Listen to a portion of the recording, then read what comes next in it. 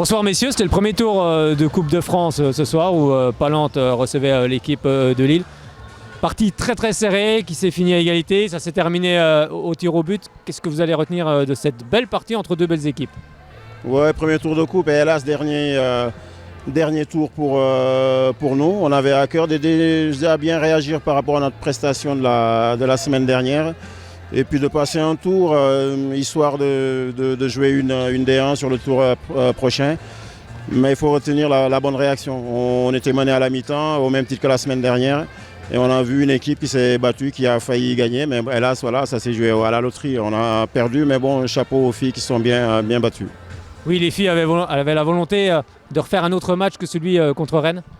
Oui, bien sûr. Moi, on va retenir, même si tout n'est pas parfait, on va retenir surtout la réaction que les filles ont eue en deuxième mi-temps.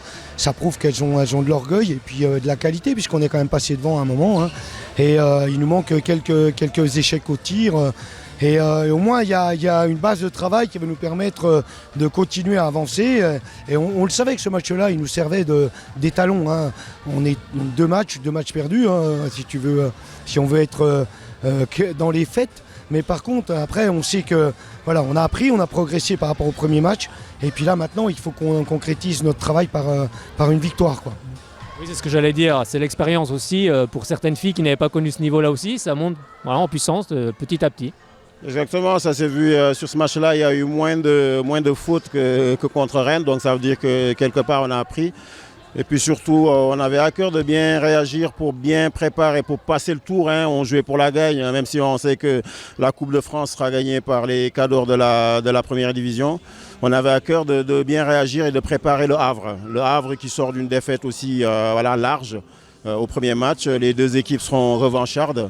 Et je crois qu'on s'est préparé de la meilleure des manières pour aller avec le maximum de confiance au Havre. Oui, ce que j'allais vous dire, il y a le Havre et puis après il y a la réception de Toulouse ici. Oui, c'est ça, on va essayer d'arrêter les semaines où le handball bisontin perd. Donc là, c'est bon, c'est samedi soir et c'est la fin de la semaine.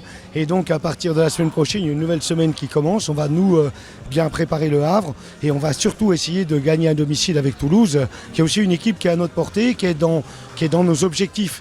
Là, si on regarde bien, voilà, on a juste une défaite qu'on aurait aimé échanger en une victoire. Mais ce match-là, c'est ce qu'il nous fallait pour pouvoir travailler encore. Au moins, les filles, elles sont sorties d'ici avec plus de réponses positives que de questions qu'on se posait la semaine dernière. En tout cas, merci messieurs. Bon match au Havre et puis on se reverra sans doute ici face à Toulouse. Merci à vous, à la prochaine. Plaisir, Fred.